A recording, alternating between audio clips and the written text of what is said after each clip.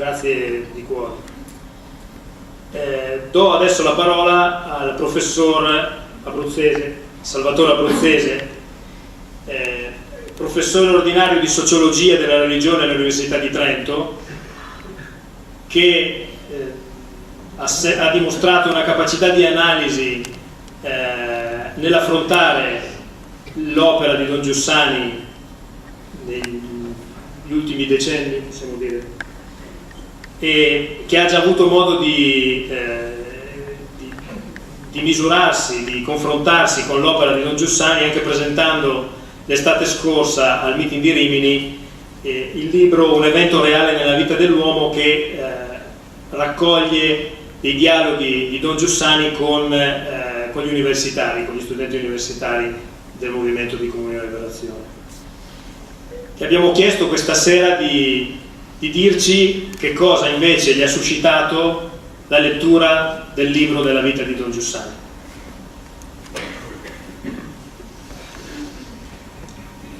Dunque, innanzitutto buonasera, grazie di questa occasione, grazie di questo invito.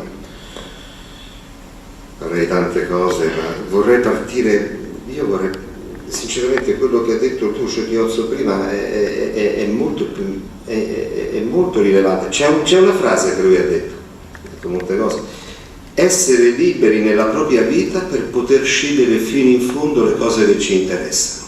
Allora, chiaramente mi pare che un sacerdote che nell'Italia degli anni 50 e 60 ci dica che dobbiamo non scappare, non guardare da un'altra parte, non tirarci fuori dal mondo, ma dobbiamo andare fino in fondo alle nostre scelte per capire in cosa queste scelte ci sono fondamentali e ci interessano. Potete immaginare, va in una direzione completamente opposta. Anziché guardare da un'altra parte, anziché tirarci fuori dal mondo, ci ributta dentro. Ci dice no, vai fino in fondo alle cose che ami, guarda cosa c'è dentro, scegli consapevolmente. Scegliere. Oggi, 2014, sappiamo perfettamente quanto scegliere sia qualcosa che facciamo fatica a fare. La cosa più difficile è scegliere. Quindi capite come questa sua posizione apparentemente semplice in realtà ci rinvia molto più lontano. Allora, prima provocazione: chi è Don Giussani? Io faccio il sociologo, potete immaginare, noi sociologi siamo molto oscuri, molto disincantati, molto acidi, vediamo le cose, poi gli economisti, guardiamo le crisi, guardiamo le disconnessioni, nulla ci stupisce. Quindi io potrei dire tranquillamente che Don Giussani è stato un sacerdote, poi è stato un insegnante di religione e infine, se si vuole, diciamo pure che è stato un maestro di vita.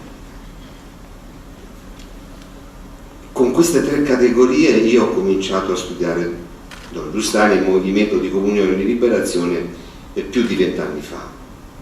Pensavo questo.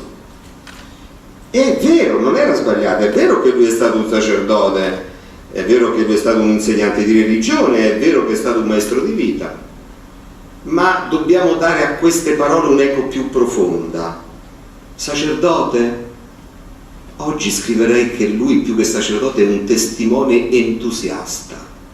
Un testimone entusiasta. La biografia di Savorana ci fa capire questo. Era innanzitutto un testimone entusiasta del fatto cristiano. L'aveva preso da piccolo e se lo porta dentro e lo vuole dire a tutti. Secondo, un insegnante di religione? Sì, certo, era pagato per questo. Ma se mi permettete, dopo il testo di Savorana io mi sentirei di dire ufficialmente, di sottoscriverlo, mettendoci anche la faccia, che è stato un osservatore attento dell'uomo, un osservatore attento di qualunque persona incontrava. E che cosa osservava Don Giussani in quelli che incontrava? Nei ragazzi che incontrava, negli adulti che incontrava. Osservava il desiderio che si portavano dentro. Il desiderio che si portavano dentro.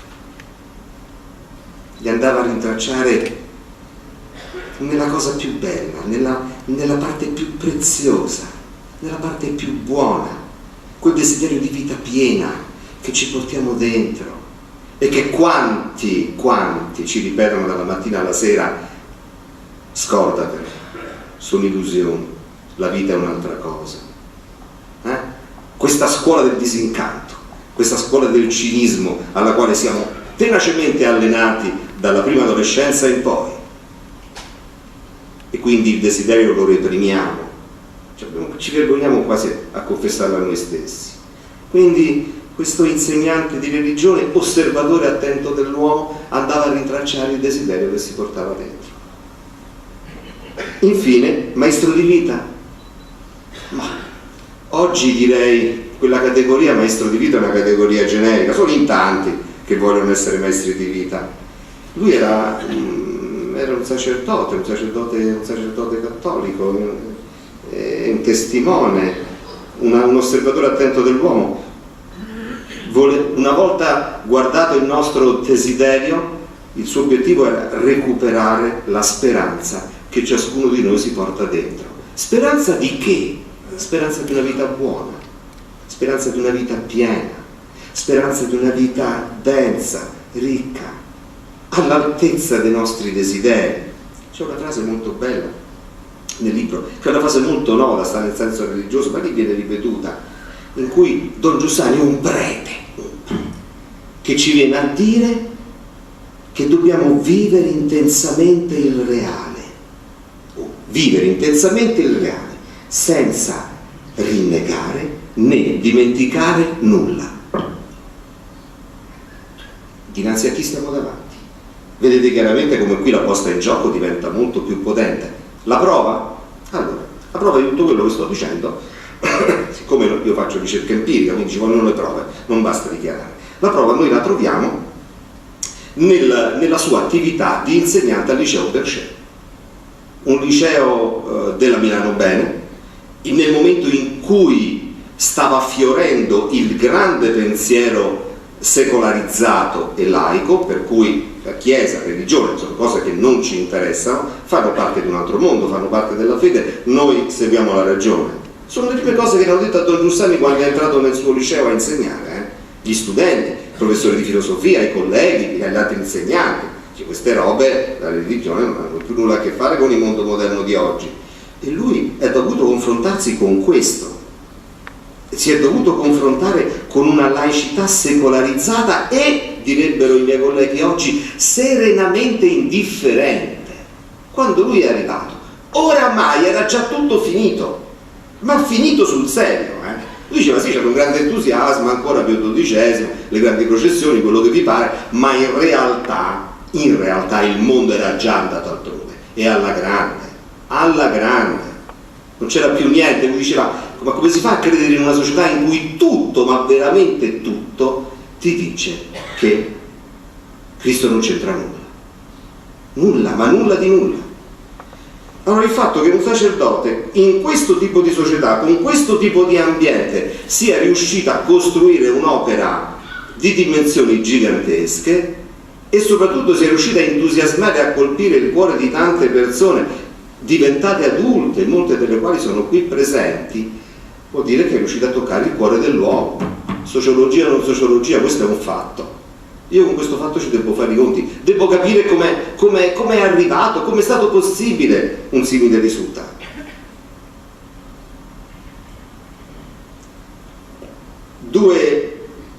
Don Giussani, quando cominciò al liceo Berchet, aveva dinanzi a sé due metodologie che giravano all'interno della Chiesa italiana in generale e ambrosiana in particolare.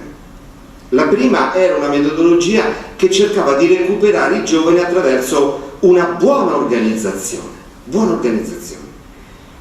Si giocava la carta dell'organizzazione, della animazione spirituale, alimentando convegni, momenti di riflessione, eventi celebrativi, convegni di studio. Si fa ancora oggi, ma si faceva già a quell'epoca. Quella era la prima carta che si giocava. E c'era una seconda carta che si giocava sempre nella stessa epoca, in Italia, anche all'estero se per questo, che era, possiamo chiamarla, una strategia comunicativa, cioè si giocava la carta della comunicazione, alimentando l'attrattiva delle parrocchie. Per cui anziché far convegni si facevano delle cose carine, si facevano, so io, dei momenti di festa, dei momenti musicali, dei momenti di attrazione spirituale. Le parrocchie diventavano luoghi per lo sport e per il tempo libero. Queste erano le due carte che venivano presentate in quegli anni per recuperare il famoso tavolo da ping pong che Don Giussani trova nella sede della gioventù italiana di Azione Cattolica, come tentativo piccolo, semplice, per certi versi anche ai me troppo semplice, di recuperare quello che in realtà era qualcosa che non interessava più a nessuno. E naturalmente che cosa accade? Accade che Don Giussani irrompe, infatti nel libro si vede molto bene, lui irrompe nella scena, irrompe nella classe dicendo, quasi urlando, il suo carattere molto irruente era questo, che il cristianesimo è innanzitutto un fatto storico. Attenzione, non è uno scherzo, è un fatto storico. Sembra una banalità, ma questo cosa vuol dire? Che non è una narrazione interna dei generi letterari, quindi qualcosa che è accaduto, che poi è stato filtrato, narrato, ricostruito, riportato attraverso una lunga serie di elaborazioni, per cui tutto è da prendere con le pinze. Qualunque definizione poi è da ricostruire. No, lui dice, ma guardate, è un fatto storico. Questi sono testimoni concreti che hanno assistito a qualcosa di fondamentale. Secondo passaggio del suo percorso educativo era molto esistenziale, molto moderno, molto contemporaneo. Lui possiamo chiamarlo l'individuazione delle evidenze originarie presenti in quello che Don Giussani chiama il cuore dell'uomo. Cioè, vi ho ricordato prima come il termine cuore fosse uno dei più ricorrenti, è vero, le evidenze originarie, ci portiamo dentro delle evidenze originarie, qui dobbiamo scegliere, non è vero o non è vero, qui c'è un grande bivio logico sul quale siamo costretti a scegliere.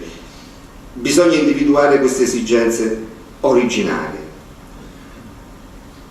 un cuore valido in senso, come dire, in senso sostanziale, in senso ontologico, cioè al di sopra delle singole culture, al di sopra dei singoli contesti storici. Le evidenze originarie sono evidenze per tutti, qualunque sia la sua nazione, qualunque sia la sua cultura di appartenenza. Queste evidenze costituiscono il senso religioso.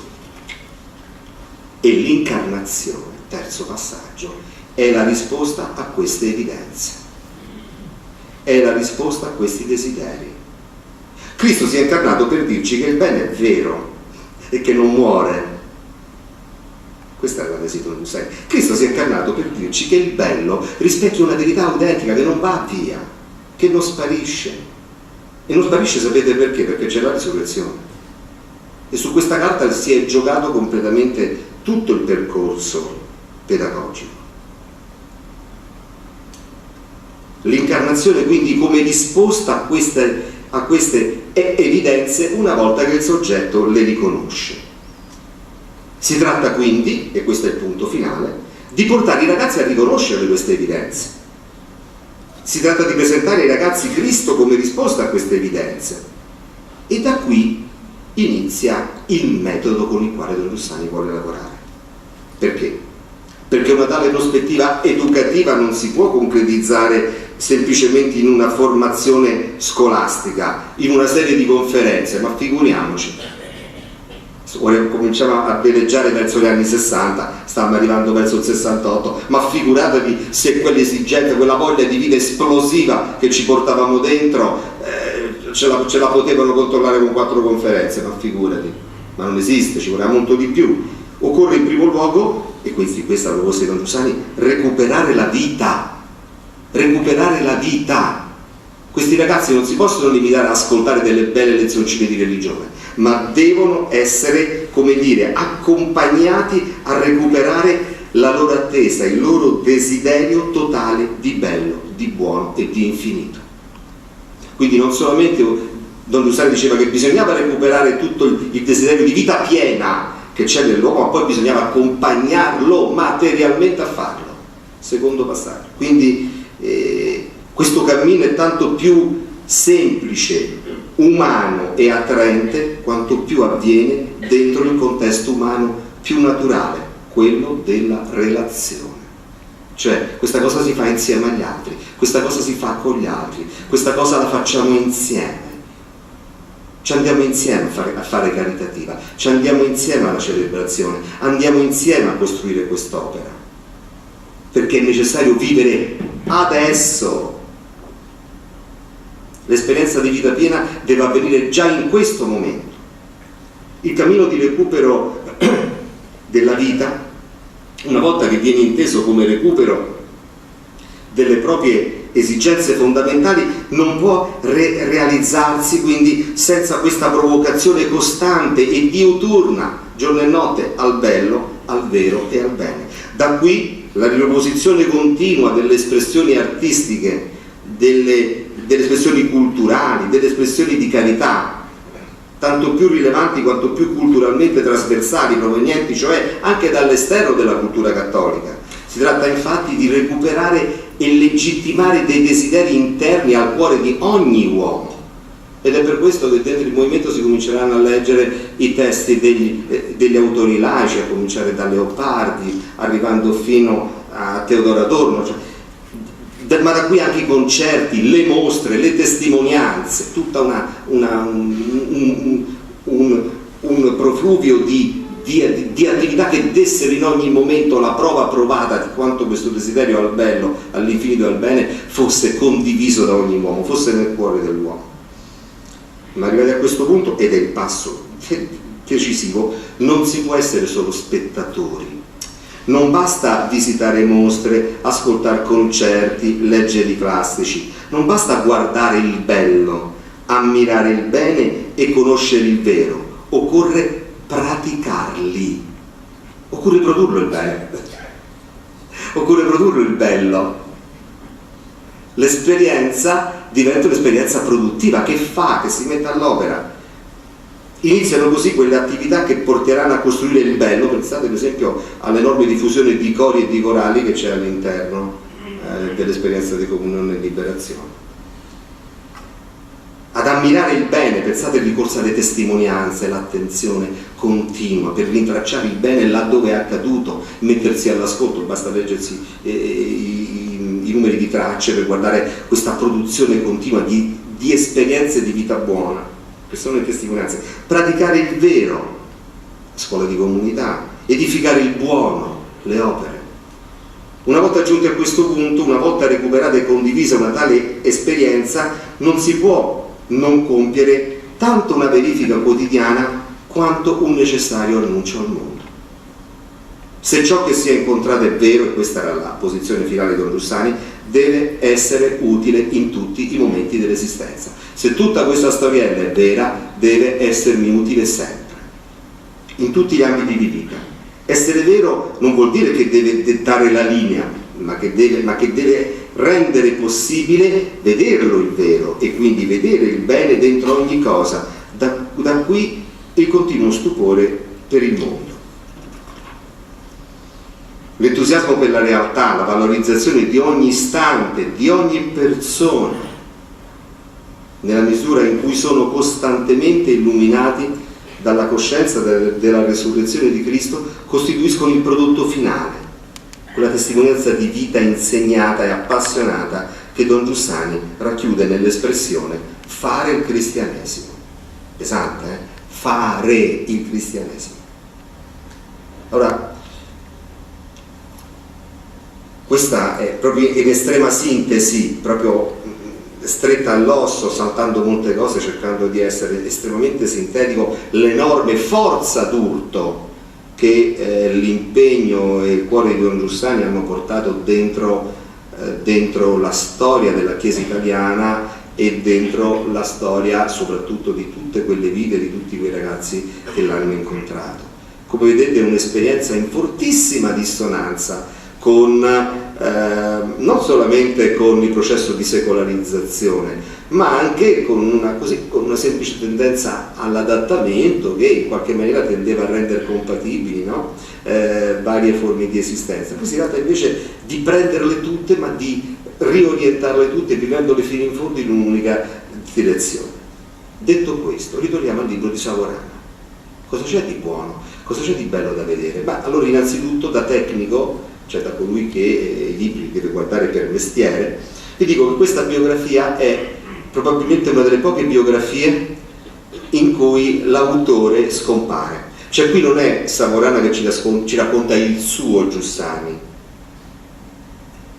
ma è in realtà una lunghissima, direi quasi estenuante serie di citazioni in virgolettato. Quel giorno disse che, in quell'occasione disse che, in quella lettera si rispose così. E quindi è una continua irruzione di documenti. Quindi per gli storici presenti, per i sociologi, per i biografi di professione presenti, sappiate che quel libro lo potete usare tranquillamente da un punto di vista scientifico, perché sono dichiarate in ogni momento le fonti. Quindi potete tranquillamente saccheggiare e prendere ogni affermazione, perché non c'è un rigo che non sia con tanto di annotazione del documento nel quale è reperibile. Tutti i documenti depositati. Quindi da un punto di vista scientifico quel testo non è una rizza. 1. 2. Quel testo restituisce un Don Giussani privato. C'è anche la vita interiore, ci sono le lettere private, ci sono le testimonianze di quelli che l'hanno incontrato. Era stanco, era triste, era allegro. E è molto interessante capire come si muovesse la persona di Don Giussani. E sapete perché? Perché lui in qualche maniera non voleva essere il teologo che vive in un modo separato, voleva stare dentro, essere nel mondo a tutti i livelli. Era una persona che non tollerava assolutamente questa separazione tra dimensione intellettuale e dimensione di vita pratica. E lì fa tutt'uno, quindi è interessante vedere cosa combinava nella vita pratica. È importante, in un personaggio di questo tipo è importante. In altri personaggi molto ma molto meno. Cosa facesse Einstein nella sua vita pratica interessa molto meno, cosa facesse Enrico Fermi nella sua vita pratica ci interessa molto meno, ma non perché non siano grandi personaggi, ma perché in qualche maniera il loro percorso di analisi scientifica e di laboratorio sono indipendenti dai loro pasticci personali. Don Giussani no, bisogna passare nella vita privata per capirlo ancora di più. Allora tutti coloro che si leggono in senso religioso guadagnano, cioè capiscono di più se transitano attraverso la biografia, perché si capisce l'uomo, si capisce lo spessore. C'è un terzo passaggio ancora più importante, e lì le cose si fanno oggettivamente incredibili, perché questa vita di questa persona è una vita costellata